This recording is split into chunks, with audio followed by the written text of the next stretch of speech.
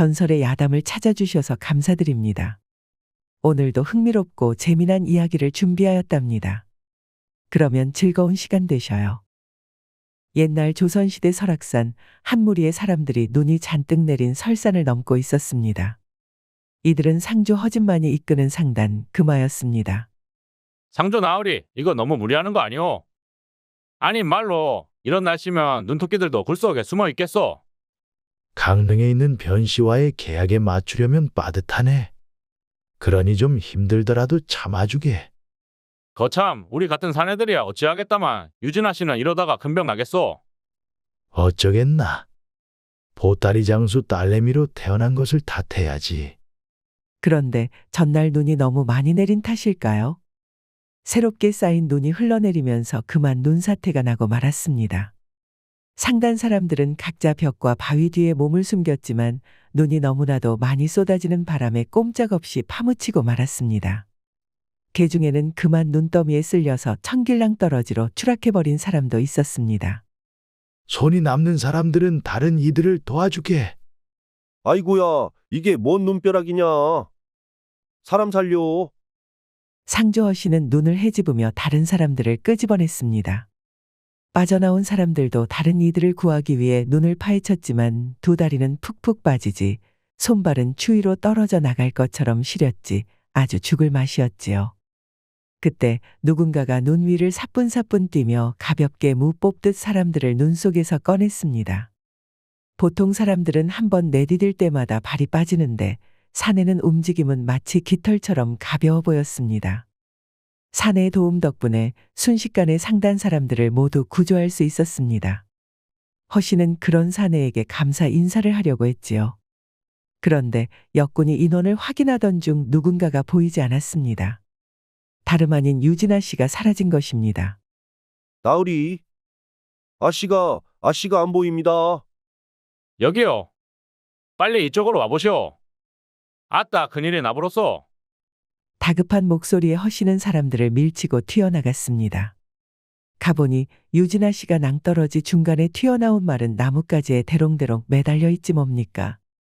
그 나뭇가지도 금방이라도 부러질 것처럼 위태로웠습니다. 이를 본 허씨는 미쳐버릴 지경이었습니다. 뭣들하는 거요? 어서 구하지 않고. 진정하십시오. 이거 자칫 잘못하다가는 나란히 사이좋게 저승길이란 말이오. 그렇습니다. 섣불리 다가갔다가는 가장자리의 바닥이 무너질 수도 있었고 어설프게 손을 뻗었다가는 나뭇가지가 부러질 수도 있었습니다. 사람들은 어찌해야 하나 발만 동동 굴렸죠. 그러자 정체불명의 사내가 밧줄을 하나 내밀었습니다. 이거 단단히 잡고 계시오. 뭘 하려는 겐가? 사내는 허씨의 질문에 답하지 않았습니다. 영문을 모른 사람들은 일단 달라붙어서 밧줄을 붙잡았지요. 그러자 사내는 바닥을 박차고 달리더니 절벽 아래로 훌쩍 뛰어내리는 것 아니겠습니까? 사람들은 그 모습을 보고 기겁하였습니다. 순식간에 밧줄이 팽팽하게 잡아당겨졌죠. 그러더니 사내에 당기시오 하는 외침이 들려왔습니다. 사람들은 영차영차 밧줄을 잡아당겨 끌어올렸습니다. 밧줄에는 사내와 정신을 잃고 축 늘어진 유진아 씨가 있었습니다. 고맙소. 정말로 고맙소. 별일 아닙니다. 공경에 처한 이들을 돕는 것은 사람된 도리지요. 아니요. 그대가 아니었으면 정말 꼼짝없이 딸아이를 잃었을 거요. 그러면 부탁이 하나 있습니다. 뭐든 말해보시오. 돈이 필요한 거요. 돈은 괜찮습니다. 보아하니 상인이신 것 같은데 괜찮다면 일자리 하나 주십시오. 뭐든 상관없소. 그거면 정말 되겠소? 사내는 고개를 끄덕였습니다. 허씨는 흔쾌히 사내의 부탁을 들어주었지요. 아무렴 상단 사람들을 도와주고 딸의 목숨까지 구해주었는데 못 들어줄 부탁은 아니었으니까요. 사내는 자신의 이름을 김훈이라고 밝히고 앞으로 열심히 일하겠다며 상단에 합류하였습니다. 금화상단은 강릉에서의 거래를 성공적으로 끝마치고 다시 정비하여 길을 떠났습니다. 그러다가 잠시 강변을 끼고 휴식을 하였지요. 바닥이 진창이었기에 여간 불편한 것이 아니었습니다. 그래도 순조롭게 강릉 거래를 끝난 덕에 분위기는 한결 가벼웠지요. 저 새로운 양반은 어째 여태까지 한마디도 안 할까? 저거 벙어리 아니오? 애끼 이 사람아. 다 사정이 있겠지. 그래도 묵묵하니 일 안 하는 자란이 된 거 아닌가? 오히려 자네처럼 쓰잘데기 없이 떠벌떠벌 떠들어대지는 않으니 훨씬 낫지.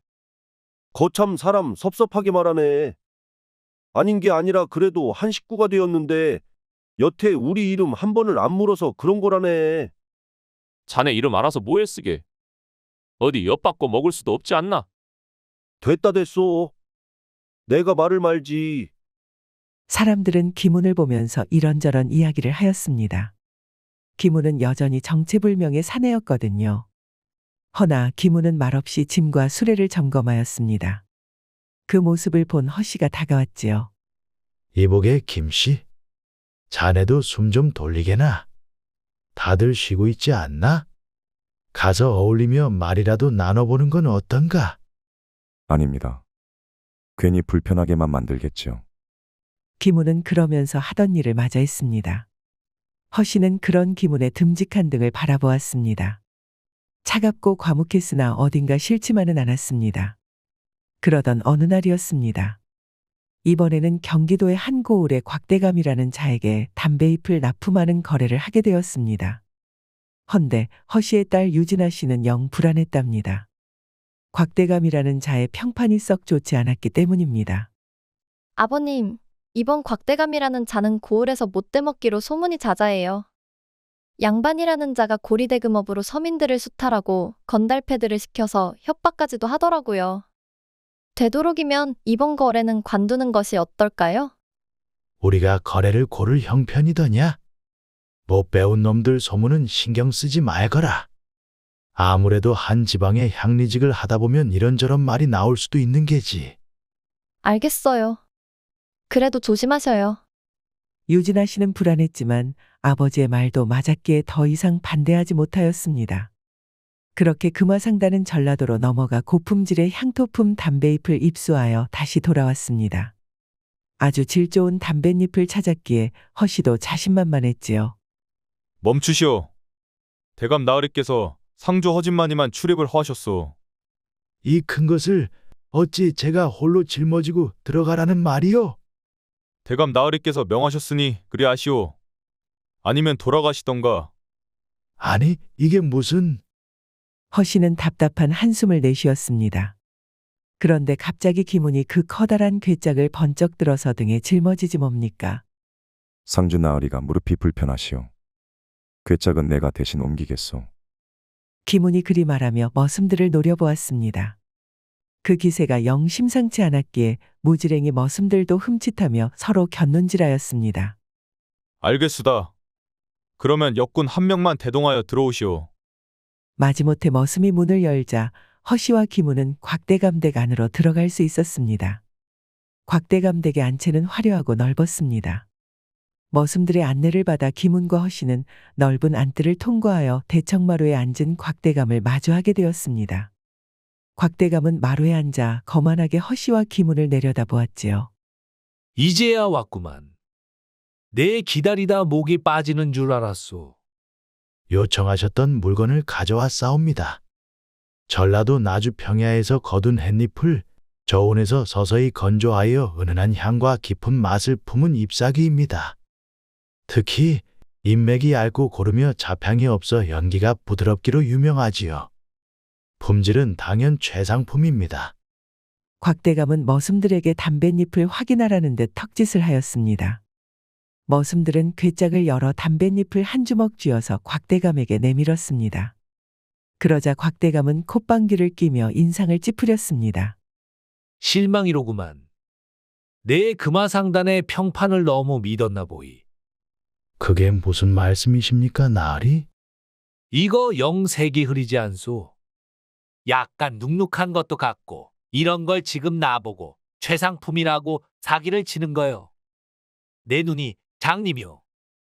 나으리, 이 담배는 단연코 최고 품질의 물건이옵니다. 그 말대로였습니다. 허씨는 분명 몇 번이고 담배잎의 품질을 확인하였습니다.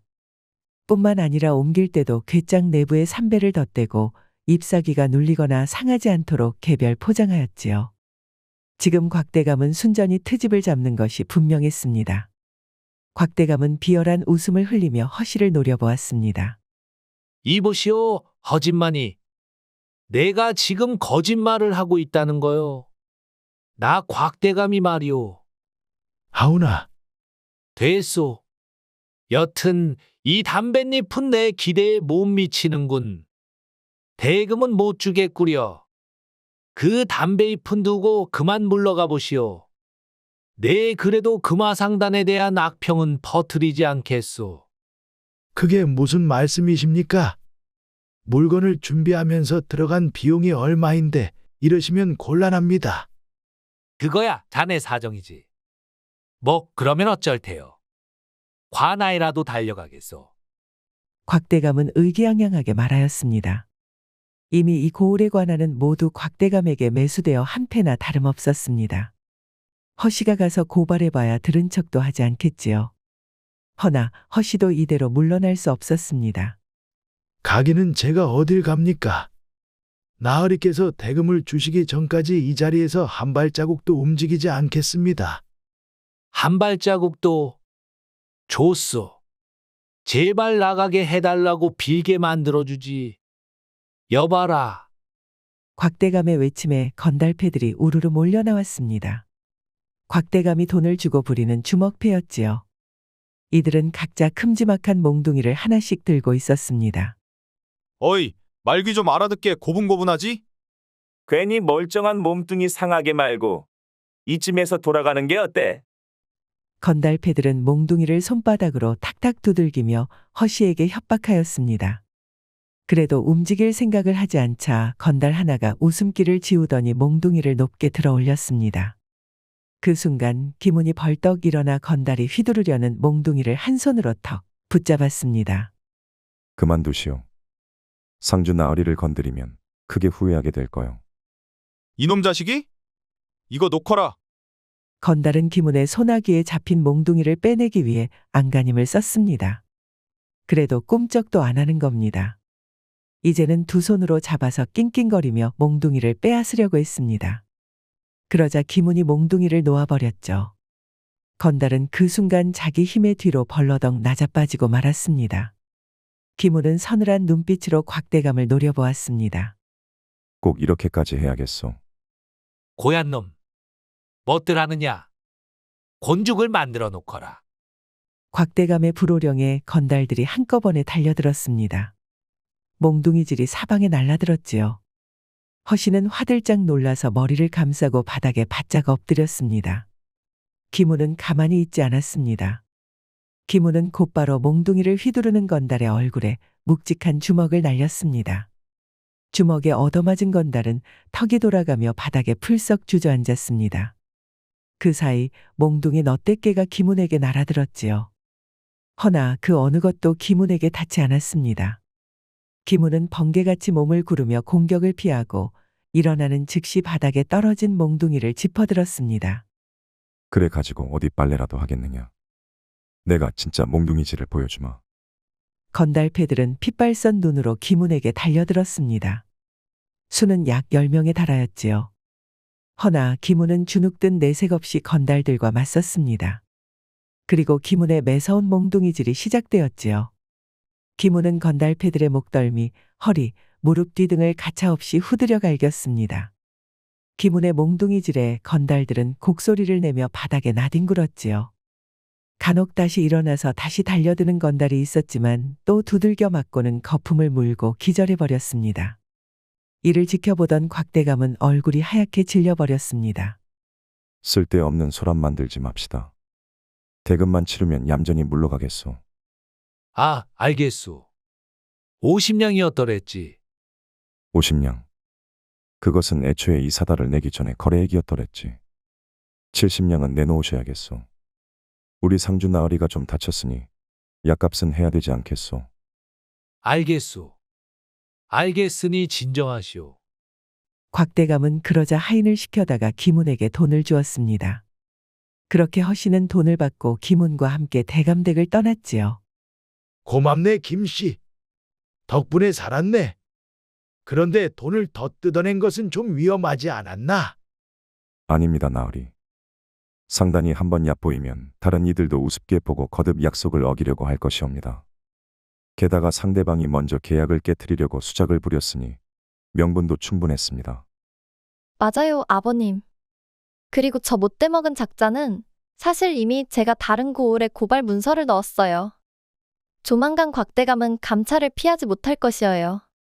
유진아 씨의 말에 허씨는 허허 웃으며 고개를 끄덕였습니다. 김은도 유진아 씨의 현명한 행동에 옅은 미소를 지었지요. 내가 딸복이 넘쳐나는구나. 고맙다. 그리고 김씨, 자네도 정말 수고해 주었네. 그런 재주가 있을 줄은 몰랐네. 도움이 되어서 저도 기쁘군요. 김우는 그리 말하면서 터벅터벅 걸어가 버렸습니다. 여전히 무뚝뚝했지만 아주 믿음직스러웠습니다. 금화상단은 그렇게 곽대감과의 거래를 무사히 마쳤습니다. 이후 기세를 몰아서 상단은 점점 더 커졌습니다. 허씨는 영특한 딸 유진아 씨의 의견에 더 귀를 기울였고 어디를 가든 김운을 대동하였습니다. 그러던 중 드디어 상단의 명운을 걸 만한 대규모 거래가 성사되었습니다. 이번에는 군포항에서 중국산 백자청화를 들여오는 큰 거래였습니다. 푸른 물결이 넘실 때는 군포항은 사람들로 북적였습니다. 뱃짐을 나르느라 분주한 일꾼들과 여기저기서 오가는 상인들의 흥정 소리가 끊이지 않았습니다. 금화상단은 미리 준비해둔 자금을 지니고 항구에 도착했습니다. 아버님, 이번 거래만 성공하면 정말 큰 도약이 될 거예요. 맞다. 금화상단의 이름을 조선 팔도에 제대로 알릴 기회야. 그러니 모두들 한시도 긴장을 늦춰선 안 된다. 이번 거래는 평소보다 규모가 컸기에 위험 요소도 많았습니다. 실제로 여러 상단이 경쟁하던 물품이라 각종 사기꾼과 도적들도 기승을 부리는 상황이었지요. 허진만은 중국 상인과의 약속 시간에 맞춰 항구의 한 창고로 들어갔습니다. 백자청화를 확인하는 동안 김우는 창고 주변을 서성이며 상황을 예의주시했습니다. 그러다 이질적인 기척을 느꼈습니다. 분명 낯선 시선이 상단을 주시하고 있었던 겁니다. 아무래도 수상한 움직임이 있습니다. 일단 사람들을 흩어지게 하지 말고 이곳에 모아두는 것이 좋겠습니다. 무슨 일이 있는가? 확실하진 않지만 누군가 상단을 주시하고 있습니다. 혹여 이번 거래를 방해하려는 무리가 있을지 모릅니다. 허씨는 긴장한 얼굴로 고개를 끄덕였습니다. 김운의 직감은 이미 여러 번 상단을 위기에서 구해냈기에 그의 경고를 가볍게 넘길 수는 없었지요. 다행히도 김운이 지적했던 수상한 자들은 별다른 행동을 보이지 않았습니다. 그래서 무사히 거래를 성사시킬 수 있었습니다. 그날 밤 허진 많은 거래 성사를 축하하기 위해 상단원들과 작게 잔치를 벌였습니다. 상단원들은 술을 진탕 마시고 고기를 뜯으며 웃고 떠들었지요. 하지만 김우는 조용히 자리를 떠 항구의 한적한 붓두막에 걸터 앉았습니다.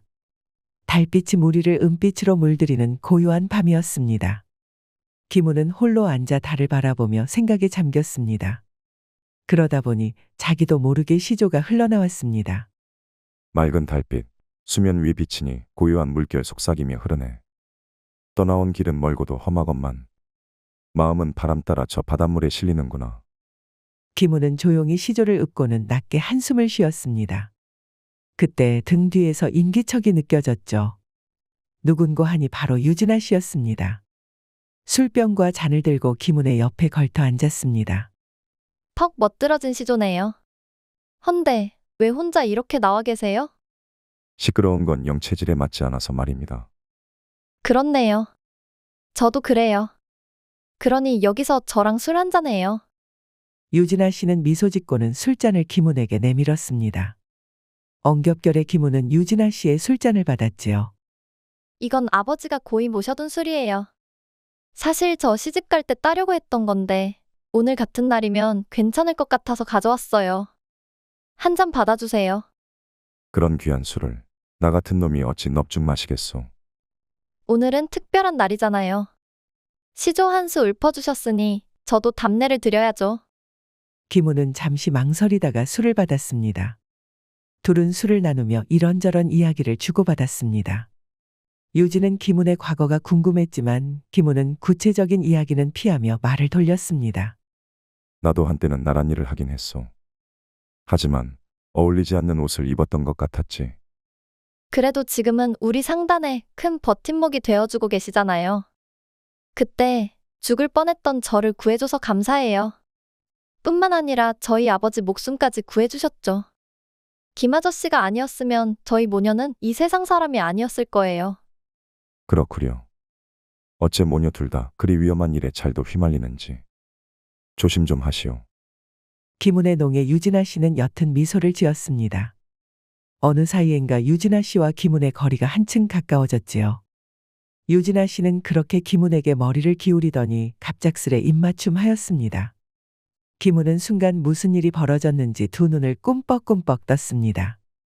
그러니 앞으로도 잘 부탁해요. 바닷바람이 제법 쌀쌀하니 너무 오래 계시지는 마시고요. 유진아 씨는 그러면서 자리를 떴습니다. 김훈은 유진아 씨가 떠난 후에도 한동안 자리를 지키고 있었습니다. 바닷바람이 불어오며 몸을 서늘하게 식혔지만 마음은 여전히 묘한 여운에 젖어 있었지요. 이윽고 김훈은 서서히 몸을 일으켜 숙소로 발걸음을 옮겼습니다. 김훈의 방은 짙은 어둠에 잠겨 있었고 고요했지요. 헌데 김훈은 어딘가 이상한 낌새를 느꼈습니다. 묘한 긴장감이 감돌았던 것이죠. 순간 김훈은 상에 올려진 젓가락 하나를 집어들어서 벽 쪽으로 냅다 던졌습니다.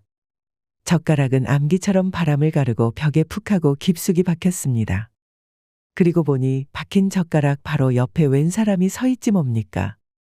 실력이 녹슬지 않았구나, 김은. 벽에 서 있던 이는 검은 흑의를 두른 한 사내였습니다.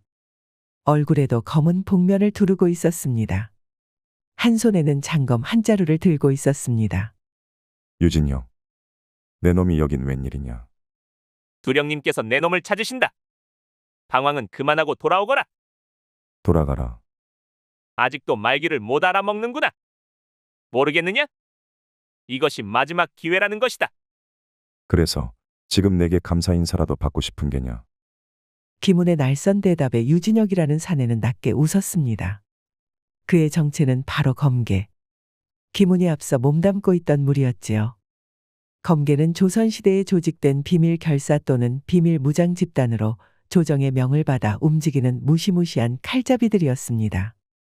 배신자 주제에 아주 당당하구나. 배신자라니 배신한 쪽은 너희들이 아니더냐? 검계가 지키기로 했던 정의와 대의는 다 어디로 갔느냐? 그저 타락하여 피해 굶주린 낙당이 되었을 뿐이다. 타락? 대의를 저버린 것은 내 놈이다. 하늘 같은 스승님을 저버리고 동료들을 버린 내 놈 말이다. 그렇다. 등졌지. 강자에게 빌부터 약자들을 수탈하고 괴롭히는 그 막대먹은 검계를 말이다. 더는 길게 말하지 않겠다. 당장 꺼져라. 유진혁은 한숨을 내쉬며 검집을 두드렸습니다. 나도 널 설득하라는 명령이 아니었다면 지금 여기서 내 목을 쳤을 것이다. 하지만 명을 어길 수는 없지. 유진혁은 천천히 방을 나서며 문 앞에 섰습니다. 그리고 조용히 경고했지요. 곧 다시 만나게 될 것이다. 허나 그때는 이런 대화는 없을 게다. 김훈은 그가 사라진 뒤에도 창가에 서서 바깥을 응시했습니다. 검계가 움직이기 시작했다는 사실이 머릿속에서 떠나지 않았지요. 금화상단은 군포항에서 중국산 백자청자를 실은 채 길을 떠났습니다. 목적지는 좌상대감 김세에게 있는 한양이었지요. 첫날 해가 저물기 시작했고 상단원들은 야영을 준비했습니다. 길이 너무 험하니 여기서 하루 묵고 내일 새벽 일찍 떠나는 것이 좋을 것 같네. 모두들 짐을 단단히 묶고 불침번을 서도록 하게. 상단원들은 분주히 움직이며 장작을 모으고 간단한 식사를 준비했습니다. 그러나 김훈은 초조한 얼굴로 주변을 두리번거렸습니다. 전날 밤 검계의 유진혁과 만난 뒤로 마음이 편치 않았기 때문이죠. 너무 조용하다. 김훈은 무언가 잘못되었다는 느낌을 지울 수 없었습니다. 그 순간 숲속에서 미세한 바스락거림이 들려왔습니다. 그리고 불침번을 서던 상단원이 바람 빠지는 소리를 내며 숲속으로 끌려 들어갔습니다. 한 명뿐만이 아니었습니다. 다른 상단원도 영문도 모르고 어둠 속으로 사라져버렸죠. 이를 눈치챈 것은 김훈뿐이었습니다. 김훈은 자리에서 벌떡 일어났습니다. 김훈이 재빨리 기습을 눈치채고 알렸지만 이미 상단원들은 속수무책으로 공격을 당했습니다. 그렇습니다. 유진혁이 앞서 경고했던 대로 검개들이 금화상단을 공격한 것입니다. 사람 살려. 상단 사람들은 전투에 익숙치 않은 이들이었습니다. 그렇기에 검개들의 기습에 전혀 대처하지 못했지요. 검개들도 저항할 틈을 주지 않았습니다. 정체를 들키자 일제히 어둠 속에서 그림자처럼 튀어나와서 검을 휘둘렀습니다. 금화상단원들은 검개에게 속수무책으로 죽임을 당해야 했습니다. 김훈도 필사적으로 검개를 상대했으나 이들은 평범한 건달패들과는 격이 다른 자들이었습니다. 더군다나 맨손의 김훈으로서는 방법이 없었지요. 김훈은 일단 상주와 유진아 씨를 먼저 떠올렸습니다. 이들을 구해야 했지요. 김훈은 난리통 속에서 몸을 낮게 숙이고 유진아 씨를 찾았습니다. 그러나 피를 흘리고 바닥에 쓰러진 허씨를 먼저 발견했지요. 김훈은 서둘러 허씨를 부축했습니다. 이 상황에서 유진아 씨를 찾다가는 허씨가 숨을 거둘 수 있었습니다. 일단 김훈은 허씨를 데리고 황급히 자리에서 빠져나왔습니다. 상주 나으리, 정신을 차리십시오. 김씨인가? 큰일이네. 딸아이가 잡혔네. 김훈은 허씨의 질문에 쉽사리 답할 수 없었습니다. 허씨의 상처가 너무 컸고 피가 계속해서 나왔기 때문입니다. 김훈은 출혈을 막기 위해서 상처를 꾹 눌렀지만 소용없었습니다. 이보게 듣게. 놈들은 우리 상단을 공격한 것이 다 이유가 있네. 그게 무슨 말씀이십니까? 허씨는 헐떡이면서 말을 이었습니다. 이번 백자청화 거래를 준비하던 중 정체불명의 패거리들이 접근해 금화상단에 자신들을 몰래 끼워 좌상대감 김세익의 집에 잠입할 수 있도록 해달라고 제안했다는 것이었습니다. 이들은 대가로 거액을 약속했지만 허씨는 상단의 명예를 지키기 위해 단호히 거절했던 것이죠. 분명 그것에 앙심을 품은 것이 분명하네. 허나 그 탓에 모든 상단원들을 죽이진 않았을 걸세. 특히 내 딸아이는 상거래에 나만큼 화나니 죽이지 않았겠지. 허씨는 쿨럭쿨럭 피를 토하며 말을 멈췄습니다. 그의 눈동자가 흐려지고 있었습니다. 이보게 김씨. 부탁일세. 딸아이를 구해주게. 딸아이를, 유진이를. 나으리, 안 됩니다. 허씨는 그 말을 끝으로 숨을 거두고 말았습니다. 두 눈은 부릅뜬 채 말이죠. 김훈은 그런 허씨의 두 눈을 감겨주었습니다. 김훈은 차가운 주검이 된 허씨를 양지 바른 곳에 묻었습니다. 그리고 허씨가 부탁한 마지막 유언을 떠올렸죠. 이제 더 이상 자신의 과거로부터 도망가는 것은 불가능했습니다. 김 씨는 금화상단이 습격당했던 장소로 향했습니다. 놀랍게도 흔적은 눈을 씻고 찾아봐도 보이지 않았습니다. 검개들답게 모든 것을 깔끔히 정리하여 그대로 좌상대감의 집으로 떠난 것이 분명했습니다. 바로 한양으로 말이죠. 김훈은 복수로 이글거리는 두 눈을 부릅떴습니다. 그리고 곧바로 한양길에 올랐습니다. 금화상단으로 위장한 검개들의 움직임은 소름 끼치도록 빨랐고 흔적이 없었습니다. 허나 김훈은 한때 검개의 제일검이었던 자. 그 또한 쉬지 않고 뒤를 쫓았지요. 김훈은 한양에 오르자마자 저잣거리에 들었습니다. 그리고 한 오래되고 낡은 전당포를 찾았지요. 전당포에는 퉁퉁한 사내가 자리에 앉아 있었습니다. 어서 오시오. 뭐 맡길 물건이라도 있어이까? 철민이, 날새. 김은. 그래, 자네구만. 못 본 사이에 어째 인상이 더 험악해졌어. 내 물건을 찾으러 왔네. 뭐야? 그쪽에서는 은퇴한 것 아니었나? 박철민은 잠시 입을 꼭 다문 김훈을 바라보다가 이내 깊은 한숨을 내쉬며 자리에서 일어났습니다. 그는 뒷방으로 사라졌다가 낡은 상자를 들고 나왔습니다. 상자는 세월의 흔적이 역력했지만 내부는 잘 보존된 듯 조심스럽게 다루어지고 있었습니다. 기름칠 해두고 날은 세워뒀네. 어째서인지 모르겠지만 자네가 다시 찾아올 것 같았거든. 김우는 상자를 열었습니다. 안에는 묵직한 검 한 자루가 담겨 있었습니다.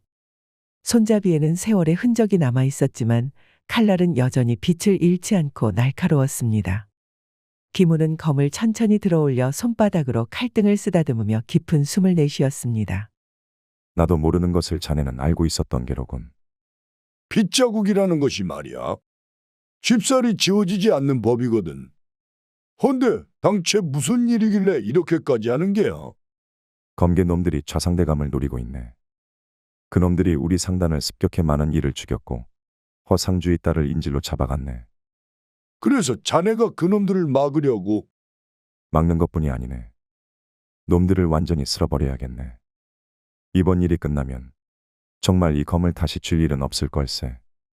박철민은 묵묵히 김훈을 바라보다가 고개를 끄덕였습니다. 좋아. 자네 말대로라면 이건 단순한 복수가 아니지. 자네가 필요한 도움이라면 말만 하게. 금이영의 움직임이 필요하네. 검계의 계획을 막으려면 그들의 지원이 반드시 있어야 하네. 금이영이라. 쉽지 않겠지만 내가 아는 경로를 통해 연결해 보겠네. 자네도 조심하게. 한번 칼을 쥐면 물러설 길은 없을 테니. 김훈은 검을 허리에 차며 고개를 끄덕였습니다. 고맙네, 철민. 이번에는 정말 마지막이 될 거야. 박철민은 씁쓸한 미소를 지으며 김훈을 배웅했습니다. 김훈은 전당포를 나와 결의에 찬 눈빛으로 한양의 북적이는 거리를 걸어갔습니다. 좌상대감의 저택이 있는 방향을 향해 그의 발걸음은 점점 빨라지고 있었습니다. 유진아 씨는 검계의 은신처에 잡혀왔습니다. 손발이 묶이고 입에 재갈이 물린 채 바닥에 무릎을 꿇고 있었지만 용케 침착함을 유지하였지요. 진혁은 그런 유진아 씨를 바라보며 비릿한 미소를 지었습니다. 얌전히 있거라. 얼굴도 반반하니 거사가 끝나면 목숨 정도는 살려줄지도 모르지 않느냐. 유진아 씨는 진혁의 차가운 목소리에 몸을 떨었지만 김훈을 떠올리며 마음을 다졌습니다. 한편 검계의 좌상대감 습격 작전은 아주 치밀하게 준비를 끝마쳤습니다. 유진아 씨를 앞세워 금화상단의 거래를 가장했고 운반 중인 짐꾼들은 이미 검계의 패거리로 교체되었습니다. 유진아 씨는 내심 좌상대감 댁의 하인들이 눈치를 채기를 바랬지만 누구도 금화상단이 검계들이라고 생각하지 못했습니다. 이에 진혁이 유진아 씨의 귀에 대고 속삭였습니다. 잘 들어라. 여기서 내가 이상한 짓이라도 한다면 너와 내 상단이 남긴 마지막 흔적은 우리가 모두 지워버릴 것이다. 유진아는 두려움에 떨며 침묵을 유지하는 수밖에 없었습니다.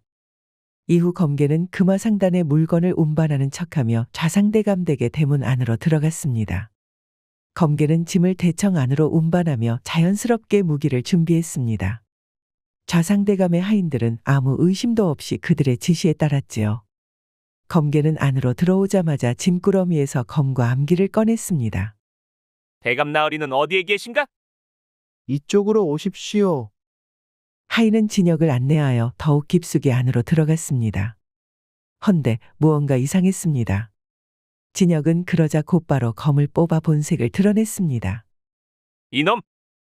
지금 우리를 어디로 데려가는 게냐? 지옥이다. 익숙한 목소리였습니다. 그러고 미닫이 문을 열어 젖히며 김훈이 모습을 드러냈지요. 그렇습니다. 이미 김훈이 검계의 흉계를 좌상대감에게 미리 알리고 함정을 파놓았던 것이죠. 그 모습에 진혁은 얼굴을 일그러뜨렸습니다. 김은 내 이놈! 결국 내 놈이 발목을 잡는구나. 유진아 씨를 풀어주거라. 아주 의기양양하구나, 김은. 우리 뒤에 누가 있는지 알고나 있는 게냐? 그래, 좌상대감도 어찌하지 못할 정도로 거물이시겠지. 허나 이제 곧 여기에 금이영이 온다. 그러면 적어도 내 놈 목은 온전치 못할 것이지. 그러기 전에 내 놈 목이 먼저 떨어질 것이다. 진혁은 그리 말하면 순식간에 김훈에게 달려들어 검을 휘둘렀습니다. 광속과도 같은 참격이었습니다. 그러나 김훈은 검을 뽑아 진혁의 공격을 막아냈습니다. 검과 검이 맞부딪히자 쇠가 갈리는 소리가 울려 퍼졌습니다. 이윽고 검개들이 모두 검을 뽑아 달려들었습니다. 그러자 숨어있던 좌상대감 댁의 경비병들이 튀어나와 반격했지요. 순식간에 아수라장이 되어버렸습니다. 김훈과 유진혁은 세차게 검을 주고 받았습니다. 잘 되었구나. 여기서 내 놈을 베고 내가 검계 제일검이 되겠다. 어디 한번 발악해보려무나. 진혁의 광포한 영격이 쏟아졌습니다. 김훈은 진땀을 흘리며 힘겹게 공격을 막아냈습니다. 확실히 진혁의 검솜씨가 과거와 달리 몰라보게 발전하였습니다. 반면 김훈은 오랫동안 검을 들지 않아 진혁의 공격을 모두 막아내기 벅찼지요. 진혁은 검끝을 살짝살짝 흔들며 마치 뱀대가리처럼 김훈의 눈을 홀렸습니다. 준비 동작을 숨겼기에 언제 공격이 날아올지 예측이 거의 불가능했습니다. 그렇게 김훈의 눈을 속이면 여지없이 급소를 노린 날카로운 찌르기가 날아들었습니다. 처음에는 그럭저럭 막아낼 수 있었지만 어느새 김훈의 몸 여기저기에 상처가 나서 피가 흐르기 시작했습니다. 천하의 김훈도 일이 물렁해졌구나. 진혁은 그런 김훈을 비웃으며 다시 자세를 잡았습니다. 이번 일격으로 모든 것을 끝내버릴 심상이었습니다. 김훈도 그런 진혁의 마음을 눈치채고 호흡을 가다듬었습니다. 여기서 김훈이 쓰러지게 되면 모두 끝이었습니다. 좌상대감의 병사들은 검계들에게 상대가 되지 못하였기에 금희영이 오기 전에 모두 전멸해버리고 말 것입니다. 김훈은 마음을 다졌습니다. 그리고 한순간 둘의 모습이 겹쳐졌습니다. 진혁의 검이 김훈의 몸을 뚫었습니다. 진혁은 이를 드러내며 사납게 웃었습니다. 그러나 그 순간 김훈의 검이 진혁의 목에 닿았습니다. 이놈 육참골단을. 자신의 검 실력을 너무 과신했구나. 내 놈에게 아직 제일검 차리는 이르다. 김훈이 힘을 주자 진혁의 목이 땅에 떨어졌습니다. 결투에 승리한 것이죠. 허나 김훈도 치명상을 입고 바닥에 쓰러졌습니다. 검이 배를 뚫은 아주 심각한 부상이었습니다. 김 아저씨. 유진아 씨가 그런 김훈에게 다가와 부축했습니다. 찔린 검을 뽑았다가는 과다출혈로 바로 사망할 판이었죠. 유진아 씨는 눈물범벅이 되어 김훈의 목소리를 부르짖었습니다. 그러고 김훈은 정신을 잃었지요. 김훈은 희미하게 눈을 떴습니다. 따스한 햇살이 방 안으로 스며들고 익숙한 목소리가 귀에 들려왔습니다. 김 아저씨. 정신 드셨나요? 김훈은 고개를 돌려보니 유진아 씨가 눈물을 글썽이며 자신을 바라보고 있었습니다. 그의 몸은 온통 붕대로 감겨 있었고 배 쪽에서 은은한 통증이 느껴졌습니다. 여긴 어디요? 그리고 검계놈들은 어찌 됐소? 걱정 마세요. 김 아저씨가 쓰러진 뒤 금희영이 도착했어요. 검계놈들은 모두 체포되었고 그 두령도 붙잡혔답니다. 유진아 씨는 검계의 패망에 대해 차분히 설명했습니다. 김훈이 결투에서 승리하며 시간을 벌어준 덕에 금희영이 제때 도착하여 남은 검계들을 제압했고 좌상대감 댁은 무사히 지켜질 수 있었습니다. 검계의 두령은 끔찍한 죗값을 치르게 되었으며 잔당들도 모두 잡혀가게 되었다고 말이죠. 하지만 유진아 씨는 그 말을 끝내며 울음을 터뜨렸습니다. 하지만 제 아버지는 그리고 금화상단도 이제 모두 끝이 났어요. 유진아 씨는 두 손으로 얼굴을 감싸며 흐느꼈습니다. 김훈은 천천히 몸을 일으켜 그녀를 바라보았습니다. 비록 상처가 아렸지만 지금은 그보다 더 중요한 일이 있었습니다. 그렇지 않소, 아씨. 상단은 끝나지 않았소. 내가 있고 당신이 있지 않소. 우리가 있다면 금화상단은 계속될 것이오. 유진아 씨는 김훈의 말을 듣고 천천히 얼굴을 들었습니다. 김훈의 굳건한 눈빛은 그녀에게 위안을 주었습니다. 유진아 씨는 조용히 그를 끌어안으며 흐느낌을 멈추었습니다. 이후 김훈과 유진아 씨는 함께 금화상단을 재건하였습니다. 잃어버린 상단원을 대신해 새로운 사람들을 고용하며 금화상단은 다시 번영의 길로 들어섰습니다. 김훈의 강인함과 유진아 씨의 지혜는 금화상단의 중심축이 되었지요. 그 덕에 점차 대거상으로 거듭났습니다. 두 사람은 금화상단을 운영하며 부부로서 서로를 의지하며 행복하게 살았답니다. 즐거운 시간이 되셨을까요? 앞으로도 재미난 이야기를 더 잔뜩 준비하겠습니다. 흥미가 있으시면 다른 이야기도 봐주시면 감사하겠습니다. 그럼 구독과 좋아요, 알림 설정 부탁드립니다. 편안한 하루 되시길 바랍니다.